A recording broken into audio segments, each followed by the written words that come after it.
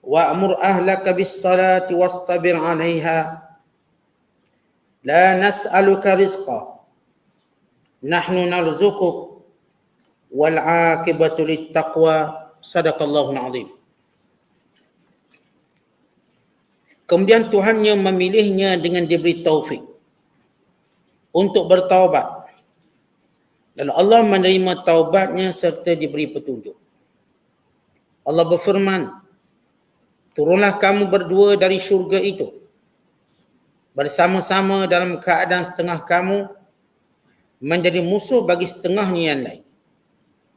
Kemudian jika datang kepada kamu petunjuk dariku, maka sesiapa yang mengikut petunjukku itu, nescaya ia tidak akan sesat dan ia pula tidak akan menderita azab sengsara. Dan sesiapa yang berpaling engkar dari ingatan dan petunjukku, maka sesungguhnya adalah baginya kehidupan yang sempit. Dan kami akan himpunkan dia pada hari kiamat dalam keadaan buta. Ia berkata, wahai Tuhanku, mengapa engkau himpunkan daku dalam keadaan buta, padahal aku dahulu celak? Allah berfirman, demikianlah keadaan telah datang ayat-ayat keterangan kami kepadamu, lalu engkau melupakan serta meninggalkannya. Dan demikianlah engkau pada hari ini dilupakan serta ditinggalkan. Dan demikianlah kami membalas orang yang melampaui batas dan tidak beriman kepada ayat-ayat keterangan Tuhannya. Dan demi sesungguhnya azab akhirat itu lebih berat dan lebih kekal. Adakah tersembunyi serta belum jelas lagi kepada mereka berapa banyak kami telah binasakan dari kaum-kaum yang terdahulu daripada mereka, sedang mereka sekarang berulang-alik melalui tempat-tempat tinggal kaum-kaum itu. Sesungguhnya pada yang demikian itu tanda-tanda untuk mengambil iktibar bagi orang-orang yang berakal fikiran. Dan jika tidaklah kerana telah terdahulu kalimah Tuhanmu, wahai Muhammad, dan satu tempoh yang ditentukan, nescaya balasan jenayah mereka sudah semestinya berlaku. Oleh itu bersabarlah engkau, wahai Muhammad, akan apa yang mereka katakan, dan beribadatlah dengan memuji Tuhanmu sebelum matahari terbit dan sebelum terbenamnya, dan beribadatlah pada saat-saat dari waktu malam dan pada sebelah siang, supaya engkau redha dengan mendapat sebaik-baik balasan. Dan janganlah engkau menunjukkan pandangan kedua matamu dengan keinginan apa yang telah kami berikan kepada beberapa golongan dari mereka yang kafir itu menikmatinya, yang merupakan keindahan kehidupan dunia ini, untuk kami menguji mereka padanya, sedang limpah kurnia Tuhanmu di akhirat lebih baik dan lebih kekal. Dan perintahkan keluargamu serta umatmu mengerjakan sembahyang, dan hendaklah engkau tekun bersabar menunaikannya.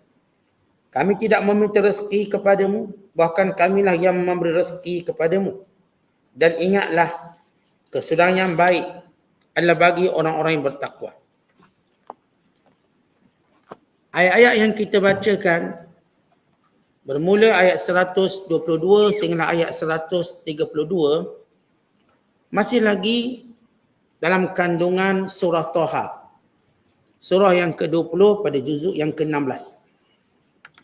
Kalau semalam kita menceritakan bagaimana Allah Ta'ala menceritakan kisah Nabi Allah Adam di dalam syurga, dan bagaimana baginda dikeluarkan, dan bagaimana Allah Ta'ala telah kembali memuliakan Nabi Allah Adam dengan hidayah Rabbaniyah, dengan pimpinan Allah SWT. Dan sebagaimana kita katakan, supaya manusia menyedari kehinaan mereka kerana dua sebab. Yang pertama, kerana mengikut was-was iblis dan syaitan. Yang kedua, kerana melakukan kesalahan. Dua perkara ini yang telah menyebabkan moyang kita Adam AS tergelincir dari syurga. Walaupun kesalahan Nabi Allah Adam bukanlah kesalahan yang boleh dijadikan hujah untuk menjustifikasikan kesalahan kita. Kita tak boleh kata Adam pun buat salah, takkanlah saya tak buat salah, kan Allah dah takdir macam tu. Dengan maksud untuk terus menghalalkan kejahatan. Sedangkan Adam AS ketika mana baginda melakukan kesalahan, pertama ia bukan bersifat dosa. Yang kedua ia adalah salah faham kerana was-was yang dilakukan oleh iblis. Yang ketiga, Adam AS cepat menyesal. Dan yang keempat, baginda terus bertaubat kepada Allah SWT. Maka ini yang memuliakan Adam dan inilah yang memuliakan anak cucunya. Bila mana kita buat kesalahan, maka kita mengikut sunnah yang dilakukan oleh moyang kita, iaitu bersegera bertaubat, bersegera menyesal dan kembali kepada fitrah, dan menyadari bahawa musuh utama kita ialah iblis dan para tenteranya yang memang selalu melakukan kejahatan dan kedengkian yang tidak sudah-sudah sampai hari kiamat. Ketika mana watak jahat kita terselah, ketahuilah ia datang dari iblis. Ketika mana pelanggaran hukum yang kita lakukan, ketahuilah dia datang daripada iblis, bukan datang daripada manusia yang beriman. Kerana manusia yang beriman sentiasa melihat pahala, redha Allah, bukan mengikut hawa nafsu dan kehendak mereka. Bukan menjadikan hawa nafsu sebagai raja, lalu membiarkan kehendak nafsu itu dipenuhi dengan membelakangi perintah Allah. Walau apapun takwilnya, walau apapun alasannya. Maka ini pengajarannya. Maka dalam ayat 122 yang kita sambung kembali kisah Nabi Allah Adam, bila Allah menyatakan summastabahu rabbuhu fataba alaihi wahada. Kemudian Allah memilih Nabi Allah Adam AS dan mendekatkan Adam kepadanya selepas Adam bertaubat daripada kesilapan yang dilakukannya dan memohon ampun kepada Allah SWT dan mengakui dia telah menzalimi dirinya sendiri. Maka Allah memberi hidayah kepadanya untuk bertaubat kepada jalan yang benar. Dan peristiwa Adam ini, kalau seorang itu menyesal bila buat salah, Allah akan tunjuk cara dia bertaubat. Kalau seorang itu memang menyesal dalam buat salah. Sebab itu penyesalan itu ialah mukaddimah kepada taubat. Bukan setengah ulama berdasarkan kepada dalil an-nadamu taubah. Menyesal itu taubat. Menyesal daripada kesalahan kita menyebabkan Allah beri petunjuk hidayah. Tapi kalau kita menyesal urusan dunia, maka kita makin sesat. Menyesal kahwin dengan awak, itu nak sesat lah tu. Menyesal saya berkawan dengan awak, menyesal itu hal duniawi. Maka penyesalan itu tak beri faedah pada kita. Maka itu menunjukkan kita tidak melihat hikmah takdir Allah. Umpama seorang ibu kata menyesal aku beranakkan kamu. Maka ini semua perkataan-perkataan lara, tak ada faedah. Hal-hal duniawi. Tapi menyesal kerana buat dosa ini ada faedah. Menyesal saya buat jahat ni. Menyesal saya ikut nafsu sangat. Menyesal saya membelakangi perintah Allah. Menyesal ni akan membawa petunjuk hidayah. Akan menjadikan manusia itu kembali kuat sesudah lemah. Kembali celak sesudah buta. Kembali bercahaya sesudah gelap gelita. Maka ini penyesalan yang hebat dalam hidup seorang manusia. Kerana disebabkan manusia menyesal dengan kesalahan, Allah akan pilih dan angkat balik dia. Yang masalahnya orang yang buat salah tak nak menyesal. Dia rasa dia betul juga. Tak kira lah saya tetap buat benda ni. Dan saya bertawakal pada Allah. Tawakal juga dia. Tapi tawakal untuk tu buat salah. Maka penyesalan-penyesalan bersifat hawa nafsu tidak akan bawa kita pada petunjuk. Penyesalan kita pada dosa, ya. Sebab itu tuan-tuan kita ni jangan menyesal hal-hal duniawi. Menyesal saya tolong awak. Tak payah menyesal lah. Kita dah tolong dia. Dan kita harap pahala di sisi Allah. Menyesal saya dulu ajar awak. Tidak, saya tak payah ajar awak. Tak payah menyesal lah. Kita dah buat yang baik. Sepanjang Allah beri kita peluang. Tapi yang kita dibenarkan menyesal dalam hal dosa maksiat. Menyesal saya tak ikut ilmu yang saya sudah belajar. Patutnya saya dituntut bersabar. Saya dituntut untuk redha. Saya dituntut untuk melihatnya sebagai satu hikmah yang baik. Ini penyesalan yang akan menyebabkan Allah angkat. Orang angkat. Sebab itu tuan-tuan tengok dua perbezaan ini dalam kehidupan dunia. Orang menyesal dalam hal duniawinya, maka dia akan putus asa. Dia jatuh. Orang menyesal hal dosanya, Allah angkat. Allah muliakan balik. Kerana itu Allah kata, fataba alaihi wahada. Tuhan terima taubat dan Tuhan beri dia petunjuk. Bahkan Allah ajar bagaimana cara Adam nak bertaubat dalam ayat yang lain. Fatalaqa Adamu min Rabbihi kalimat. fataba alaihi innahu wat-tawwabur rahim. Maka Allah mengajar kepada Adam doa atau cara bertaubat. Maka Adam mengungkapkannya dan Allah menerimanya. Dalam ayat yang lain Allah berfirman, Rabbana zalamna anfusana wa illam taghfir lana wa tarhamna lanakunanna minal khasirin. Wahai Tuhan kami berdua menyesal. Kami telah menzalimi diri kami sendiri. Kalau sekiranya Engkau tidak mengampuni kami dan tidak merahmati kami jadi orang yang rugi.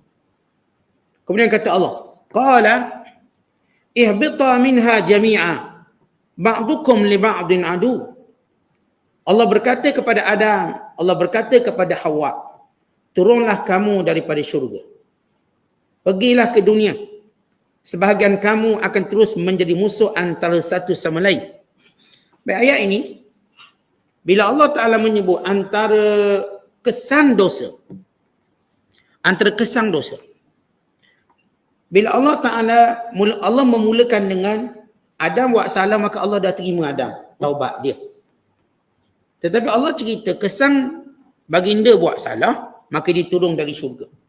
Bukan sekadar turun dari syurga, akan berlaku perbalahan antara keturunanmu.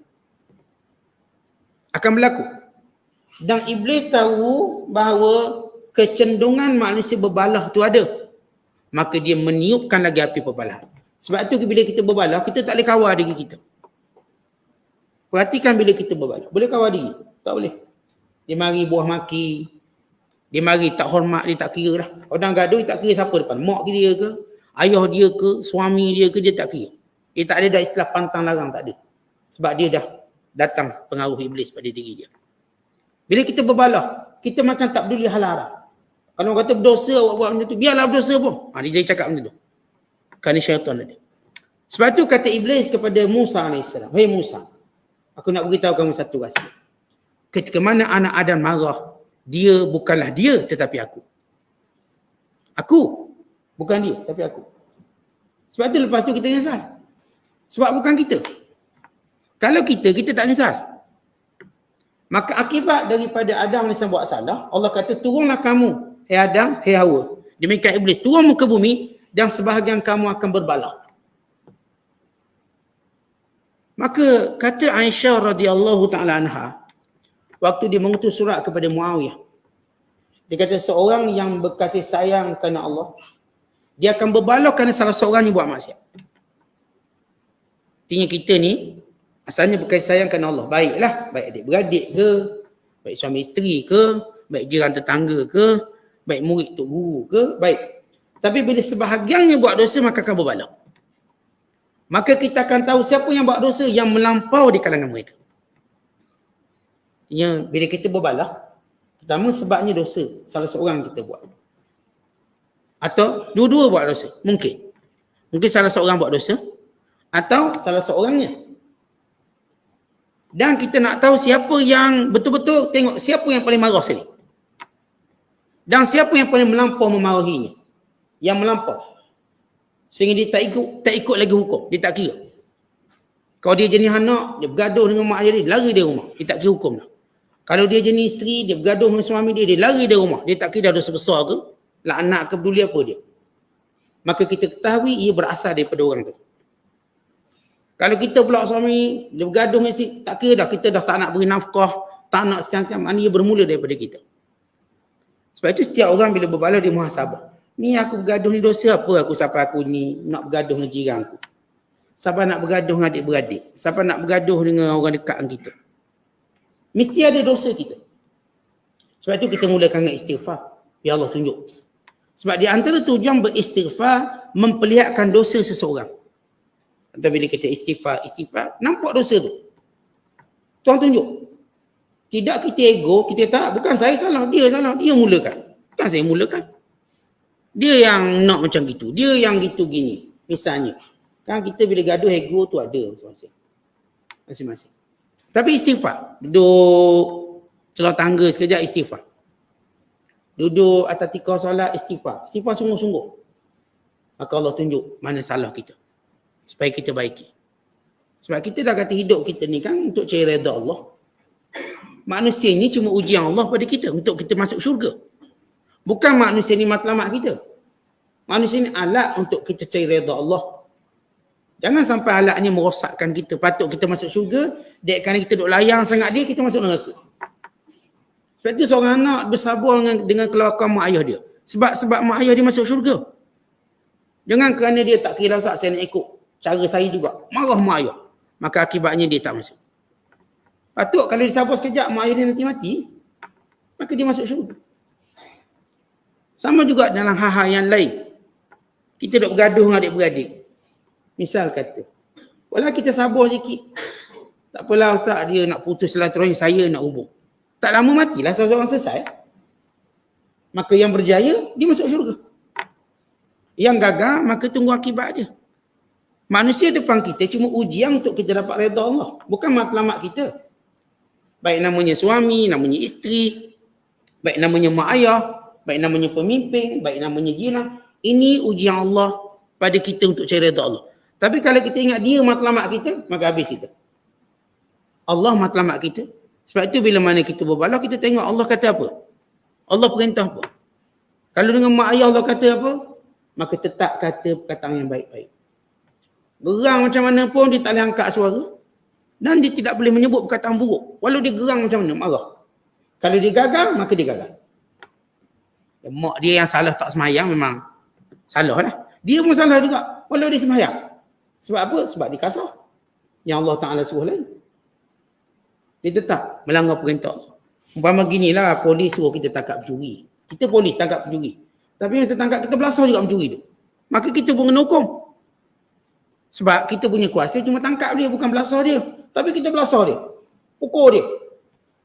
Orang pun dakwa. Tu ramai mana polis. Akhirnya dia yang kena hukum lebih pada penjenayah. Sebab dia melampau lebih pada penjenayah. Penjenayah itu memang buat salah lah. Tapi polis pula melampau. Ambil pistol tembak pula. Akhirnya dia yang kena pecat jawatan. Dia yang kena sembak penjara. Dia bukan kena hukum gantung. Walau dia polis. Dia berhadapan dengan penjenayah. Dia kalah. Sebab apa? Dia tak mematuhi dia punya cara kerja. Kita sama hamba Allah. Kita nak marah apa pun, kita ada cara yang Allah ajar. Kita nak marah kawan kafir, bukan suruh bakar rumah dia. Macam mana pun kita nak marah, dia ada cara dia. Kita nak marah orang kafir, kita pun pergi bunuh dia. Bukan cara dia. Kita yang mungkin masuk neraka. Kita ada cara nak marah dia. Kita ada cara mengingkari dia. Cara kita nak marah dia, kita pun maki hamu berhala dia. Tak boleh. Dia ada cara dia. Kita nak marah ni, kedai arak ni, kita pun bakar bom kedai arak. Tak boleh. Itu bukan caranya. Allah dah ajar cara yang betul. Jangan kerana kebodohan kita, kita bawa fitnah pada agama. Kita nak marah ke negara tu, negara ni, kita pun bom kedutaan dia. Tak boleh, salah. Kerana semua kedutaan mendapat keamanan daripada negara Islam. Mana-mana negara yang beri jaminan keamanan, kita tak boleh usik dia. Ni kita nak bantah negara ni sebab dia jahat. Kita pun pergi bakar kedutaan. Tak boleh, haram. Kita merosakkan.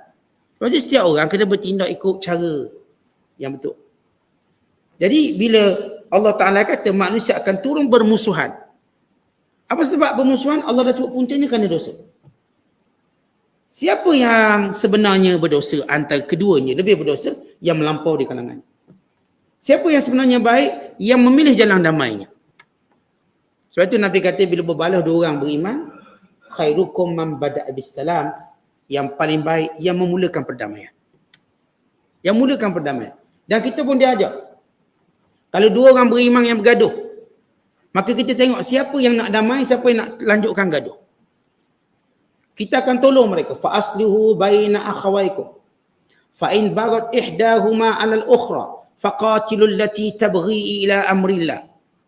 Fa in fa'at fa aslihu bainahuma bil 'adli wa aqsitu. Orang beriman itu bersaudara, maka damaikan orang yang berbalah di kalangan mereka. Tapi kalau kita tengok ada seorang melampau, yang ni kita lawan yang melampau ni. Ni dua orang bergaduh, kita dah tahan. Jangan gaduh. Yang tu dah kurah, tak nak. Tak angkat penumbuk. Yang tu angkat lagi penumbuk, penyepak. Yang ni kita sepak. Sebab dia melampau.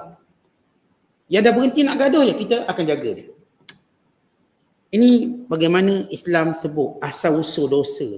Bagaimana mempengaruhi permusuhan. Sebab itu tuan-tuan hati-hati bila saya katakan kita bermusuh dengan orang dekat kita. Perhatikan dosa apa kita buat ni. Dosa apa? Istighfar. Jangan dosa ini membinasakan kita. Dan menjadikan kita menyesal atas akibat perbuatan kita. Kata Allah lagi,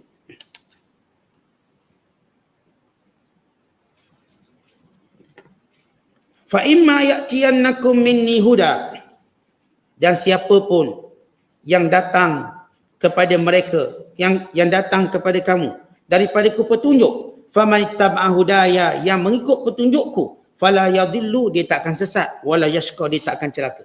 Berhubung ayat ini, kata Ibn Abbas, dhaminallahu ta'ala liman qara'al Qur'an wa amila bima fi alla yadhilla fid dunya wala yashqa fil akhirah, wa talal ayah fa imma ya'tiyannakum minni huda faman ittaba'a hudaya fala yadhillu wala yashqa. Allah memberi jaminan siapa yang baca Al-Quran dan beramal apa yang ada dalam Quran, maka dia tak akan sesat di dunia dan tidak akan celaka di akhirat. Maka bacalah ayat ini.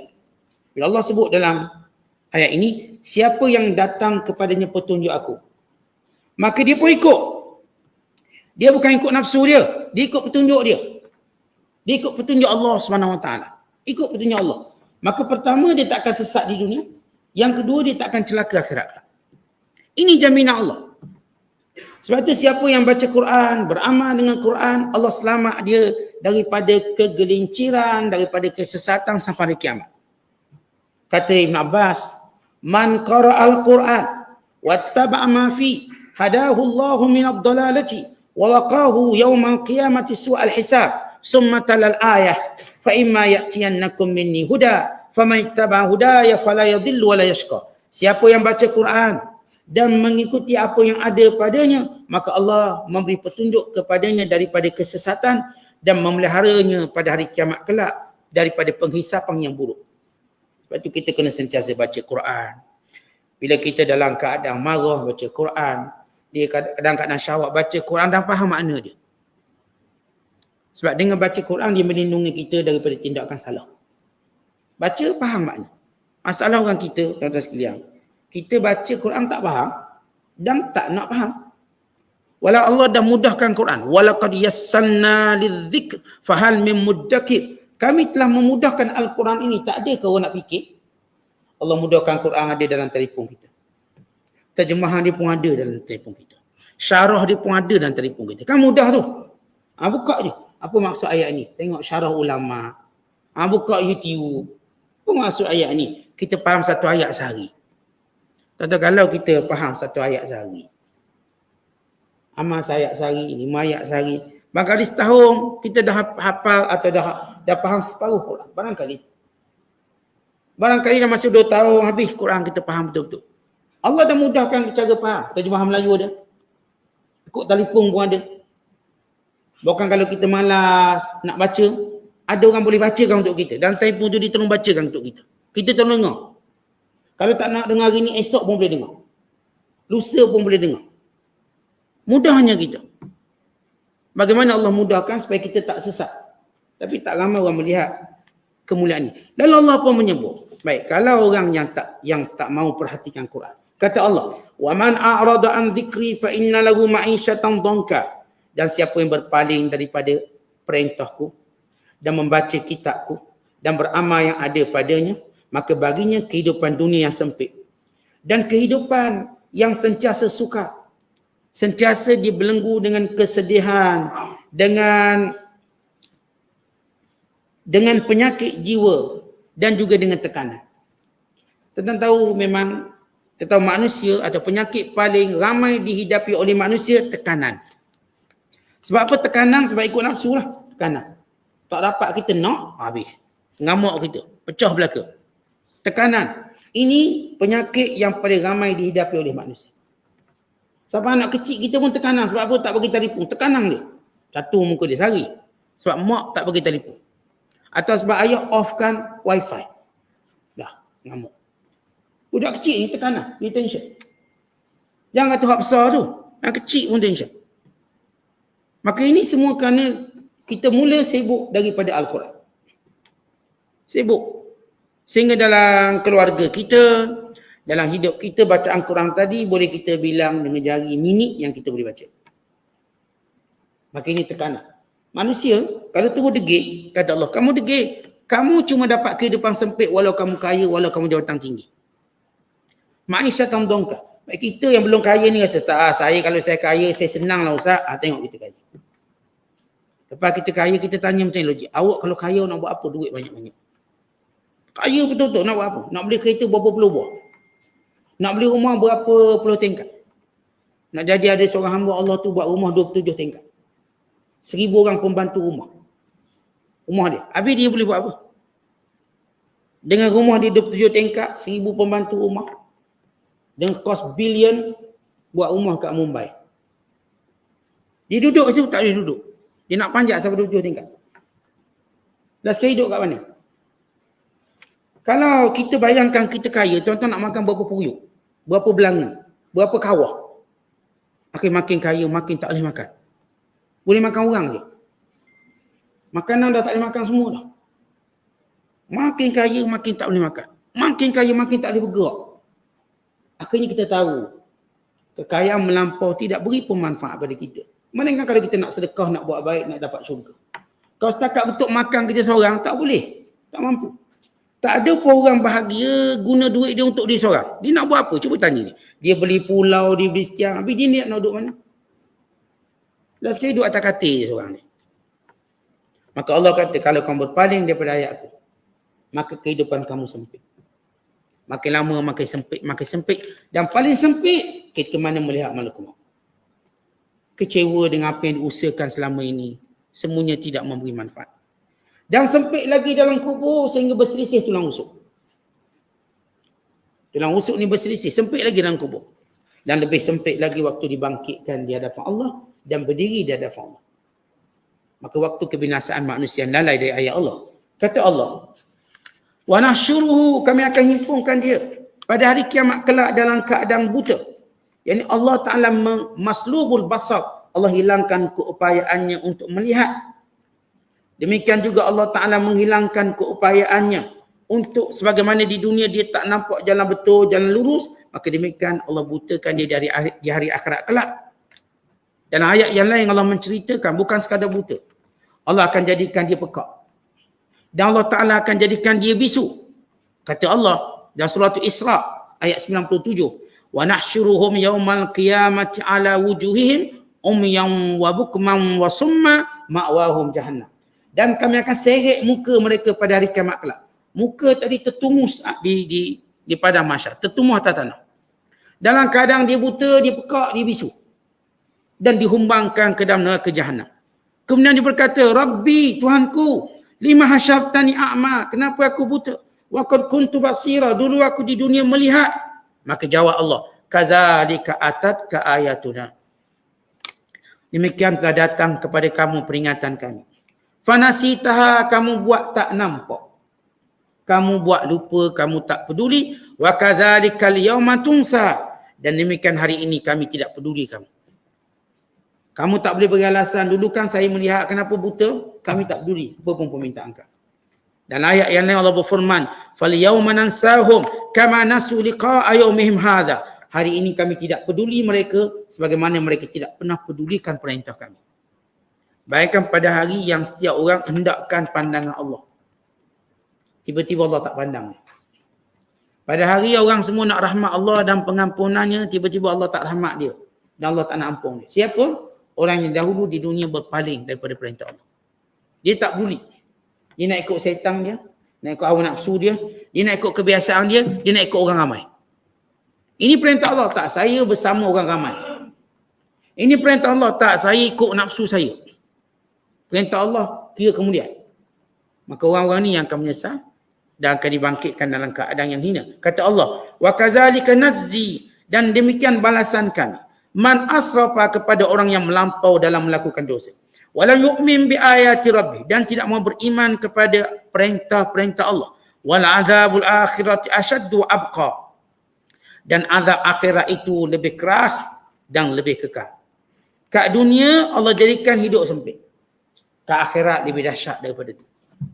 Oleh sebab itu tuan-tuan, kita kalau nilai balik hidup kita dunia nak apa sebenarnya? Nak apa? Nak segala syahwat kita dipenuhi? Kita tak akan bahagia juga. Kena kebahagiaan apa yang Allah berikan kepada kita, kebahagiaan. Apa kita nak dapat, lalu kita nilai itu bahagia. Saya ustaz, bila benda saya nak tak dapat, itu menyebabkan saya tak bahagia. Bukan itu kiraan bahagia. Kalau kamu kiraan bahagia begitu, ia kebahagiaan sementara kemudian hilang. kebahagiaan kita di sisi Allah. Kebahagiaan kita bila kaki kita menapak dalam syurga.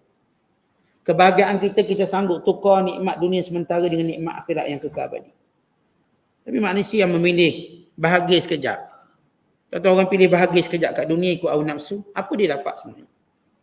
Dia tak nak peduli perintah Allah, tak nak tutup aurat, dia tak nak solat, dia tak nak cerita halal haram, dosa, pahala, dia cerita apa yang dia nak sahaja. Lalu apa dia dapat sebenarnya dalam hidup? Tuan-tuan perhatikan dan muhasabah. Kalau kita dapat semua benda kita nak, apakah kita bahagia? Kita kata, ya saya bahagia. Cuba. Benda ni kalau nak cakap mulut pakai keras kain belaka. Cuba.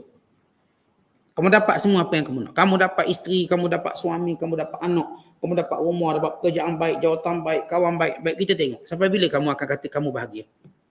Kita tengok. Akhirnya mati orang-orang yang dia sayang. Dia pun mula kata dia tak bahagia. Mati orang dia sayang. Mati suami dia.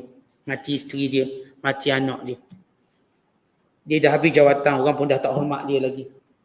Dah dia mula rasa hina. Sedikit demi sedikit dia hina. Sebab manusia ni, walau bagaimanapun dia suka dan cinta kita, satu hari nanti kita akan terhina disebabkan mereka. Atau kita akan rasa hina sebab mereka. Tuan-tuan ambil contoh beginilah. Kalau saya pengarah, ni pengarah. Waktu saya masuk pejabat saya dimuliakan. Nama pengarah. Daripada bawah, daripada gak sampai pegawai atas sekali hormat saya. Kemudian saya pun pencing. Saya masuk balik tempat saya dimuliakan. Maka yang kerja baru ni tak layan. Makan kenal ni bukan pengarah. Hak lama-lama nak pencing lagi 2-3 tahun tu lah hormat kita sikit. Tapi dia pun tahu kita dah tak ada kuasa. Maka kita mula rasa terpinggir. Cuba pergi 2 kali, tak berani. Masa jadi pengarah, tiap-tiap hari pergi sebab nama pengarah. Dah bekas pengarah, cuba pergi tiap-tiap hari. Maka dia mula rasa terhina. Yang ada muliakan anak 10, 12, 14, 15. Maka satu persatu anak dihina dia, tinggalkan dia. Tinggal. Yang ni sibuk ni, ni sibuk ni, ni sibuk ni, ni sibuk ni. Habis 15 tak ada. Tinggal seorang, terkotang-kating kat rumah. Bukankah kamu nampak bagaimana dia menghina kamu cara tidak langsung? Telefon dia suruh balik. Balik Abang Long. Tak boleh mak. Abang Long ada mesyuarat penting ni, naik pangkat. Jadi mak panggil Abang Ngoh dah balik. Telefon pula Abang kata tak boleh. Abang Ngoh nak pergi Turki. Dah beli tiket dah ni. Tak boleh nak tu, rugilah melabur banyak. Abang Ngoh pergi Turki, tak boleh balik. Panggil pula ni ayah T ni, adik T. Adik T macam mana? Oh adik T pun tak boleh. Dah janji dengan kawan. Kita nak pergi piknik. Kita nak pergi rumah terbuka. Akhirnya mak ni kecewa. Anak-anak jawab macam ni. Tuan-tuan akan dengar jawapan tu satu hari nanti kalau tak dengar hari ni. Kita akan dengar. Kita akan beri alasan tak boleh lah. Suami tak izin lah mak nak balik tapi suami tak kasih. Jangan kena dengar cakap suami. Seorang. Yang tak nak balik gunakan suami. Yang ni pula bukan anak-anak kecil sekolah. Kita bimbang, rugi, takut budak ni tak pergi sekolah 2 hari jadi bodoh. 2 hari dah takut bodoh ni. Tak boleh mak kita nak sekolahkan anak ni. Tunggulah cuti sekolah baru kita balik. Akhirnya mak ni kecewa dengan berbelas anak. Jawapannya sama. Sibuk dengan urusan masing-masing. Itu belum cerita masuk kubur. Siapalah nak doa kita tu? Bila masuk kubur. Supaya kita tahu bagaimana pemanusia muliakan kita satu hari nanti dia akan menghina kita langsung atau tidak langsung. Maksud taklah saya kata dimaki kita, tidak. Maksud kita akan rasa kecil hati dengan mereka. Kecil hati sungguh sangat anak-anak. Semua tak boleh balik. Semua kata sibuk. Semua beralasan tu, alasan ni. Habis macam dah nak macam mana Ustaz? Macam ni lah kita. Akhirnya kita dengar kuliah nasi, Ustaz ada kuliah. Boleh juga dengar kuliah Ustaz. Kalau Ustaz pula cuti balik kampung, habislah kita. Asyiklah Ustaz tak suka balik kampung. Ada juga teman kita tua-tua ni. Inilah musibah kita bila kita lihat dalam kehidupan dunia. Supaya kita sedar, bahagia kita nak cari di sisi Allah. Allah dah ajarkan kita untuk bersendirian dengan Allah. Berzikir, baca Quran, sembahyang. Ni kalau masuk hospital, duduk seorang-seorang pun dia tahu nak buat apa. Dia tahu apa ayat apa nak baca, surah apa nak baca. Ada saya jumpa seorang hamba Allah. Dia kena kanser. Duduk hospital lama. Saya pergi ziarah, saya tanya, awak duduk hospital buat apa? Dia kata, Ustaz saya masa duduk hospital, saya baca kitab Al-Azkar sampai habis. Di masa dia terisi tu, dia baca kitab Azkar sampai 700 muka surat sampai habis. Yang ni pula saya jumpa awak buat apa? Orang duduk hospital kan boring. Tu banyak fikir hantu tu. Fikir hantu macam-macam. So, tadi nampak nurse tu, dia keluar kot tingkap. Dia punya fikir takut dia lain macam. Datang rawat saya kemudian keluar ikut tingkap. Nus hantu tu. Dia dipikir macam-macam, mimpi pun macam-macam. Sebab dia tak ada pengisian. Sebab dia tak biasa bersendirian mengisi masanya dengan Allah. Dia tak erti. Yang Allah sebut dalam Quran, watabattal ilaihi tabtila. Hendaklah kamu mengkhususkan masamu bersama Allah dengan sungguh-sungguh. Tuan-tuan, kalau kita biasa masa kita dengan Allah, kalau tuan-tuan duduk hospital seminggu ke sebulan, tuan-tuan okey. Tuan-tuan boleh baca Quran, boleh berzikir. Bukan kadang-kadang tenang. Itu belum kena sumbat dalam penjara. Duduk penjara tahu nak buat apa. Ada ulama dalam penjara kalangan kita. Dia tahu nak buat apa. Ini tafsir Azhar. Bohamka. Karang dalam penjara. Ini tafsir fi Zilalul Quran. Karang dalam penjara. Ini kitab Mabsut dalam fiqh mazhab Hanafi. Karang dalam penjara 30 jilid. Dia tahu nak buat apa. Sebab dia dah biasa masa dengan Allah. Ini orang bahagia. Orang bahagia. Bagaimana dia tahu apa nak dia lakukan? Kita ni tuan-tuan, kalau anak tak balik, dia tak tahu nak buat apa dah. Akan hidup cakap ngayang dah. Macam nak gila dah. Cakap ngayang, cakap dengan kucing. Cakap dengan benda. Dah tak ada benda nak cakap. Dia jadi tak betul dah. Tak kerti nak zikir. Habis awak anak tak balik, saya cakap dengan itik. Cakap itik, cakap ngayang. Faham ke itik tu? Macam faham lah. Itik, cakap ayang, cakap dengan benda, cakap dengan pinggang. Dia cakap dengan semua ni. Tapi dia tak bercakap dengan Tuhan. Dia tak bercakap dengan Tuhan. Dia tak baca Quran. Dia tak berzikir. Dia tak ambil peluang tadi untuk dekatkan diri kepada Allah. Lihat bila kita terlalu mendampingi makhluk. Bila makhluk tinggalkan kita, lalu kita kesunyian, kita tak tahu nak buat apa. Bila kita mendampingi Allah, tidak pernah sunyi orang mendampingi Allah. Tidak pernah sunyi. Maka dia boleh baca Quran tu. Sebab tu tuan-tuan kita dia ajar. Ramadan cuba iktikaf untuk bersama dengan Allah. Cuba iktikaf. Boleh baca Quran boleh 10 juzuk, 15 juzuk. Suatu hari nanti bila saya katakan kita mesti bersendirian. Kita mesti bersendirian. Suami kita dah mati, bini kita dah mati, anak kita dah sibuk. Duduk rumah seorang, kita tahu nak buat apa. Kita boleh mengisi masa kita dengan mendekatkan diri kepada Allah Ta'ala. Kemudian kata Allah, afalam yahdirahu. Apakah mereka tidak mendapat petunjuk? Kam ahlakna. Betapa banyak kaum yang telah kami binasakan. Minal kurung yang pelbagai. Yamshuna fi masakinihim. Mereka lalu tempat itu. Kaum Ad, kaum Samud. Ini semua mereka lalu tempat ni. Mereka nak pergi ke Yaman.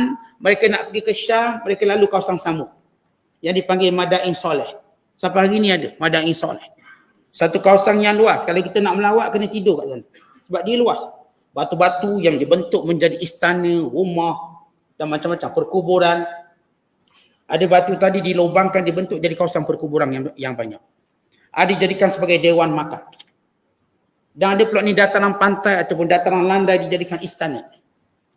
Orang-orang Quraisy waktu mereka pergi ke Syam, mereka ke Yaman, mereka tengok semua kaum-kaum yang dibinasakan. Kota Sabaknya, Madian Solehnya dan kaum Samud. Madain Solehnya, kaum Samudnya, kaum Adnya, kaum Nabi Hud.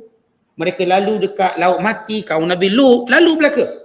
Tapi mereka tidak mengambil pengajaran. Inna fi dzalika laayatin liulin nuha. Sedangkan ia ialah pengajaran bagi orang yang ada akal. Kamu duk lawan Allah, ini kaum-kaum yang pernah lawan Tuhan. Yang lebih gagah pada kamu, lebih kaya, lebih kuat, lebih panjang umur. Lebih sihat. Penyakit pun tak ada. Tak ada kecimani, tak ada darah tinggi, tak ada gaut. Mereka lawan Allah, mereka hancur. Ini kan kamu yang ada kecimani dengan gaut nak lawan juga. Ni kaum yang tak ada penyakit, kaum Ad. Kaum yang tinggi, yang kuat dan tak ada penyakit. Umurnya panjang, 100 tahun. Tak ada penyakit. Kita dengan kecimani ada darah tinggi aja, berlawan dengan Tuhan, tak nak sembahyang subuh. Alamat mati dah ada depan mata. Tak nak sembahyang subuh. Tak nak tutup aurat. Dengan penyakit banyak ni. Berani lawan Allah. Kaum dulu lebih kuat pada kita, lebih kaya pada kita, lebih gagah pada kita, lebih sihat pada kita, panjang umur pada kita. Dia lawan Allah, dia binasa. Sementara kita hari ni, yang umur pendek, penyakit banyak, taklah berapa kaya sangat. Apakah kita ingat semua yang kita ada jaminan untuk kita tidak binasa? Bila mana kita menentang perintah Allah Ta'ala. Walaula kalimatun sabaqat min rabbik lakana lizaman wa ajalun musamma. Kalau tidak kerana ketentuan Allah, Allah tidak akan mengazabkan kaum umat Muhammad sehingga hari kiamat. Allah Ta'ala dah tetapkan. Dia tak macam umat lain. Umat lain bila buat dosa terus dimusnahkan. Tapi umat Muhammad Allah Ta'ala beri satu janji. Bahawa mereka tidak akan diazab mereka di hari akhirat kelak. Habis tak akan kena juga gempa bumi itu ini. Maksud azab ialah dibinasakan semua. Dipanggil azab istiqsal. Tidak menafikan ada berapa kumpulan manusia yang Allah binasakan. Tapi yang dimaksudkan ialah secara keseluruhan. Tengok Yahudi, ceroboh Baitul Maqdis. Bunuh orang Islam. Bukan kata orang Islam, dia bunuh siapa pun lawan dia. Wartawan ke apa, dia bunuh. Kenapa Allah tak turun bala pada dia? Kerana Allah dah berjanji tidak akan hukum umat ini sehinggalah kiamat. Allah tak akan buat. Sebab itu kata Allah, wa ajaluhum musamma, hingga satu tempoh dia. Fasbir ala ma yaqulun, maka bersabarlah wahai Muhammad atas apa yang mereka katakan. Maka Allah Ta'ala menyuruh Rasulullah. Tadi ayat mengingatkan manusia tentang kesan lawan Allah. Kali ini Allah Ta'ala taujihkan, Allah Ta'ala hadapkan ayat ini kepada Nabi SAW. Wahai Muhammad sallallahu alaihi wasallam, sabarlah dengan kerenah mereka. Mereka kata kamu ahli sihir, mereka kata kamu bodoh, mereka kata kamu gila, mereka kata kamu laporkan jawatan, nak kuasa, nak perempuan, nak itu, sabar je. Wasbir ala ma yaqulun wasabbih bihamdi rabbik, dan terus bertasbih menyucikan Allah dengan memujinya qabla tulu'i syams, sebelum keluar matahari, yakni solat subuh. Wa qabla ghurubiha, dan sebelum tenggelam matahari, yakni zuhur dan asar. Sebab zuhur dan asar ditunaikan sebelum tenggelamnya matahari. Wa min ana'il lail, dan pada waktu malam, iaitu waktu maghrib, waktu isyak. Wa atrafan nahar la'allaka tarda, dan juga pada pertengahan siang, ini waktu zuhur, pertengahan siang. Semoga kamu menjadi tenang, semoga kamu mendapat redha daripada Allah Subhanahu Wa Taala.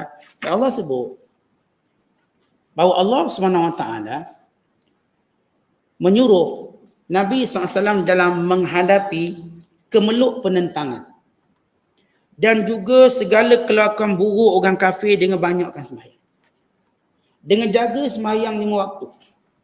Bahkan kita tuan-tuan bila ada masalah dalam hidup, jaga solat kita.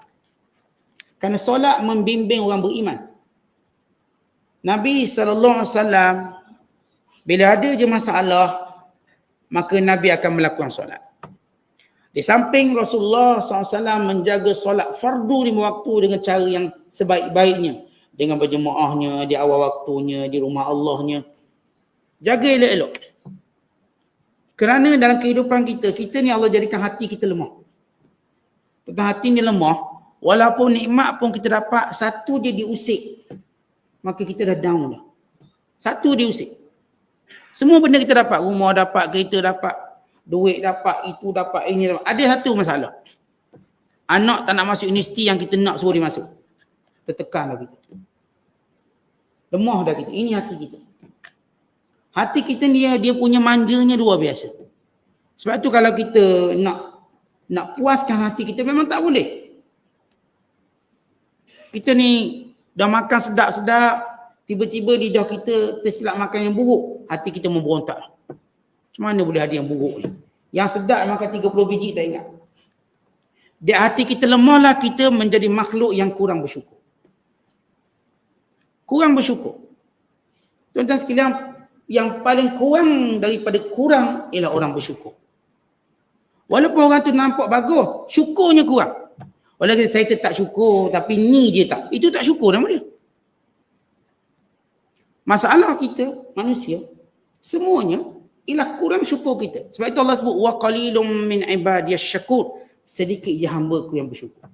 Manusia tetap tidak melihat nikmat yang banyak bila diuji dengan satu musibah kecil. Apatah lagi musibah besar. Dia mesti lupa nikmat. Bayangkan bagaimana kufurnya kita pada nikmat. Dan orang macam ni apa payah nak terima takdir Allah. Sebab dia tetap inginkan hatinya berpuas hati 100%. Tuan-tuan, kita tak boleh puas hati 100%. Siapa kata hatinya boleh puas 100%? Saya Ustaz, kita tengok. Kejap je turun balik. 100% tu turun 0%. Ustaz, saya suka orang ni 100%. Esok saya dah tak suka dia. Hari ni kita kata sayang dia. Saya tak tahu Ustaz, saya duk teringat muka dia je dulu. Hari ni Ustaz, saya kau tengok muka dia menyampah Ustaz. Dulu dia kata ikut teringat tengah semayang pun nampak. Hari ni dia menyampah pula tengok. Orang sama cakap. Yang dulu kata ni saya Ustaz, tengok dia rindu Ustaz tengok. Boleh tengok atap bumbung rumah dia pun okey lah. Terus bak rindu saya. Tapi hari ni tengok bumbung pun sakit hati. Tengok bumbung dia pun sakit hati. Kalau dia nak bakar di rumah dia. Kata ini manusia yang kurang bersyukur. Sebab itu orang yang paling dekat dengan Allah, yang paling dekat syukur, yang paling banyak syukurnya pada Allah. Sebab itu satu doa seorang hamba Allah di Kaabah. Dia kata Allahumma ja'alni minal qalil. Ya Allah jadikan aku di kalangan orang yang sikit. Lalu Umar Al-Khattab kata pelik doa. Tak pernah dengar doa ni. Tak ada nak kita azkar doa ni. Ni doa dari mana? Maka Umar panggil sini. Apa yang awak doa? Dia kata ya Amirul Mukminin. Tidakkah Amirul Mukminin membaca Al-Quran yang Allah Ta'ala kata wa qalilum min ibadiyas syakur. Sedikit hamba-Ku yang bersyukur. Maka aku berdoa supaya aku menjadi hamba bersyukur. Sebab tu kalau tuan-tuan jumpa orang yang baik, dia buat silap sikit, tuan-tuan dah marah ni. Sebab apa? Sebab kita kurang syukur. Padahal kita boleh maaf kesilapan kecil dia tu. Boleh terima? Tak, kita tak boleh terima. Walau banyak kebaikan dia buat pun kita dah tak kira dah. Siapa pun dia. Sikit dia buat silap dengan kita tak boleh terima. Walau kita ni punya banyak buat salah dengan Allah, Allah terima lagi kita. Banyak mana salah kita dengan Allah? Banyak, Allah terima lagi kita. Kalau kita taubat Allah terima, kita solat Allah terima. Tapi kita punya perangai, kalau seorang yang baik sikit je, tak kena dengan kita punya tu siap. Lalu kita kata dia ni tak baik.